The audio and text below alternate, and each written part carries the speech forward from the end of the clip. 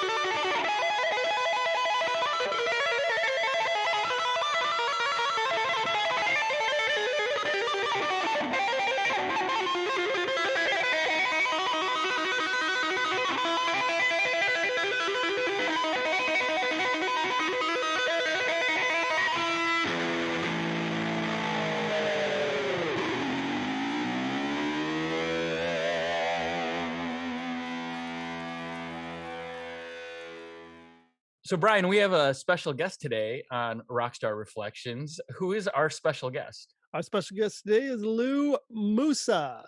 Lou Musa is Ta-da! the Verve Pipe guitarist, and he's a songwriter, and he's a singer, and sometimes he'll do a bit of posing on the side, that kind of thing. Always posing. But, it's nice to see Lou. Thanks for having me, guys. You bet. Well, welcome, Lou. We're happy to have you on the show. Thanks. And it's perfect timing because Brian and I had been talking about doing a tribute to one of the greatest rock stars of all time, Eddie Van Halen. You know, Lou, I don't think I ever watched that. I don't know how I missed that eruption, dude. That was awesome.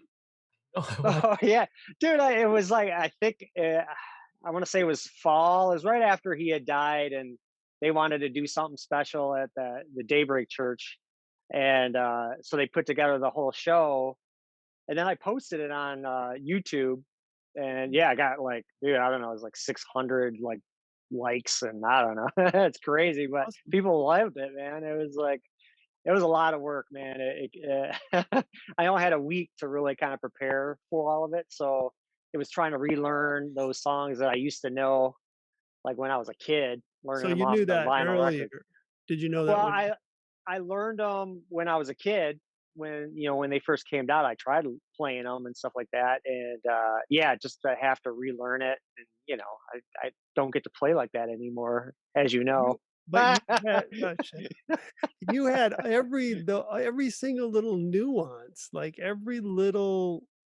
I mean, there are little things in there that he does that almost sound like it's a little off. Like there's a little Yeah. tiny bit of a delay, mistake, or something that. And Well, you I'm good got at all that.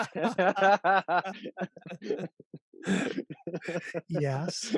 Oh, I'm come wondering on. why you can't get the nuances on my song. You don't let me play right. Simon, you don't know this about Lou, but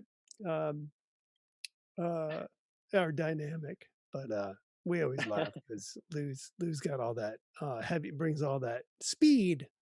And Oh, brings come all on. he brings all the look at me, look at me, look at me, look at me, look at me, look at me, look at me. You know, Dude, those are my hot licks. people love him because of that. You know, Well, Lou, were you a Van Halen fan?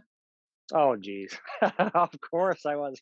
I mean, like, you don't even have to be a guitar player to be like inspired and just a huge fan of those guys.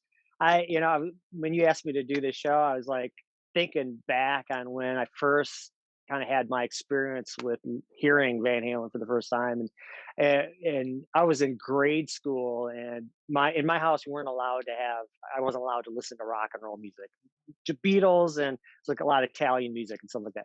So when I go to school, like I had friends that had the portable cassette players, and they record like, Dukes of Hazzard or something like, oh, listening to the show I recorded off the TV, or they bring cassettes of their older like brothers and sisters of their bands. They take them from the rooms and like bring it to school and show us all.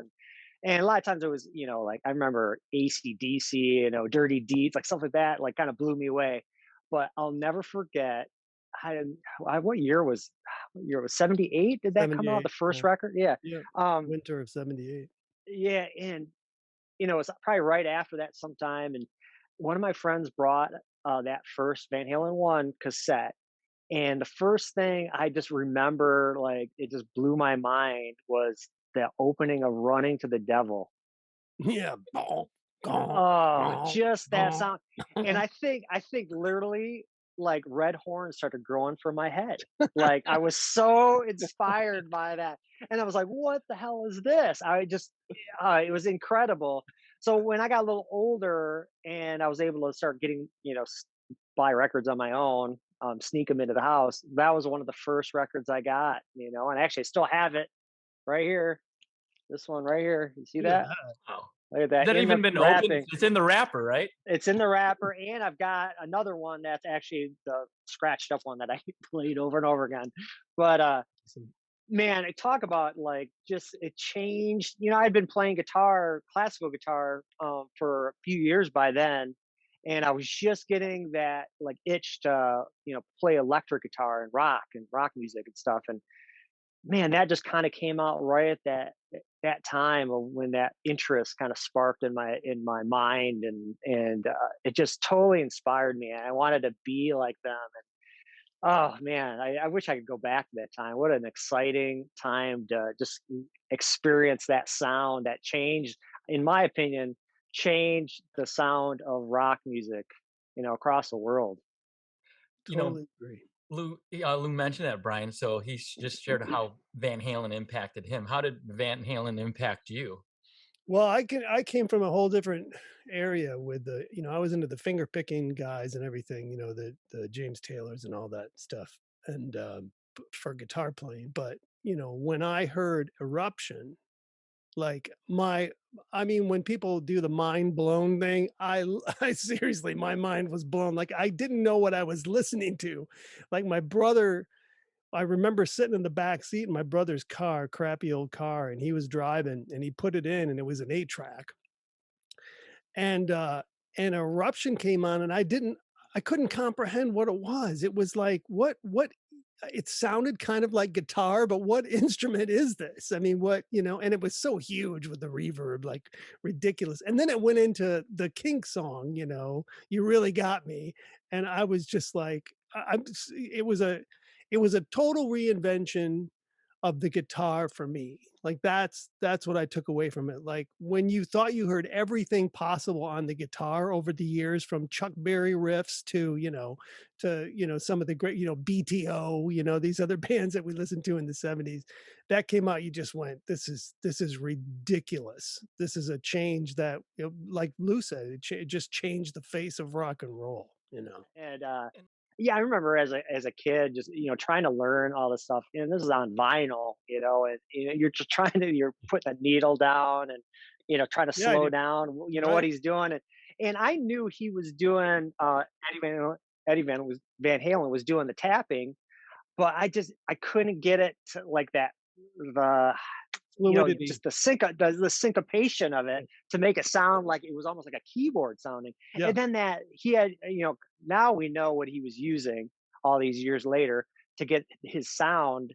It was more than the amp. It was that reverb, and then there was that phase 90 sweeping pedal that was just always on, just sweeping, and you really didn't notice it. You just like, what is that? Why does it sound like that? And then of course, I tell all guitar players that ask about, what's the best amp, what's the best tone?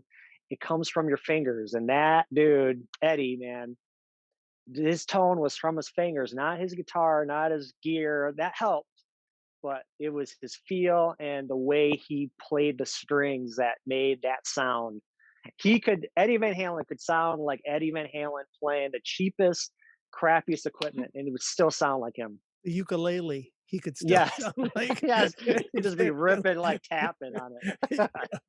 But you know what was so cool about what you guys just said there is that I never even, as you were mentioning that, an image that I had of Eddie Van Halen was just as that of like just some master chef, figure out all these different ingredients and then mixing them together and coming out with this just final, recipe of things that we then try to figure out how did he do it in a time where it was really hard to do that, because now you have all these different softwares that can analyze music, that can do things. But back then, that was just genius on his part. I know we're talking about Eddie, but that Yeah. whole band, every aspect of So good. Alex's drum. I mean, just the simplicity of Michael Anthony's bass lines, Great.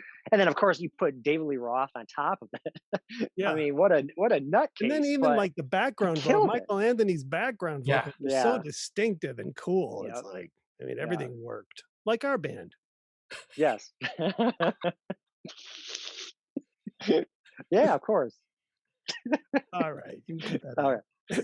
right. There was a lot of great bands that I still look up to, but as far as like guitar, like just wanting to spend hours and hours and hours practicing and playing, just to try to sound like Eddie Van Halen, man, I don't think I could picture myself doing that with any other guitar player, and there was a lot of great guitar players around that time that were out, and I'm still like influenced by them, but there's something about Eddie that was just so over the top and different from everyone else that it totally changed my outlook on music and I think my career as a musician. I mean, I feel like for me, it's just a great reminder that, for the innovation in guitar, that when you think all roads lead to the same place, there's always some sort of side street or service road or something that you can explore. Like it never has to end where all of the roads meet. You know what? You can find different avenues and enjoy music in a whole different way. And that's a good metaphor for anything in life. Yeah, I agree. I mean, when we were talking, the song that Lou played was Eruption. And when you just think about that title, what happened from Lou when he saw Van Halen is all of his musical inspiration just kind of erupted. And now Lou is a guitar player based Good point. Yeah. on what Van Halen did. And same thing with you in terms of Brian, realizing that, there's always a different way to look at things.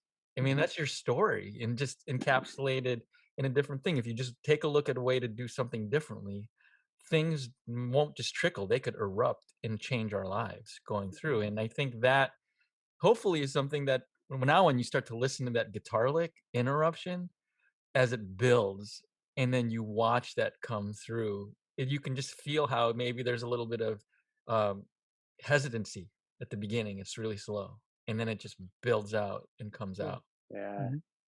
So, It's amazing. It's amazing. I tried to play it. But it was more like Erupture.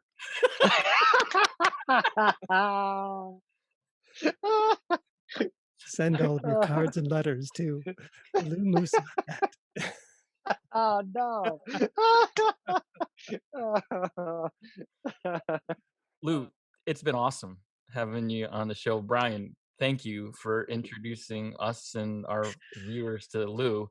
You're more than welcome to join us on any show. Open invitation to come back. And I can come tomorrow. What time?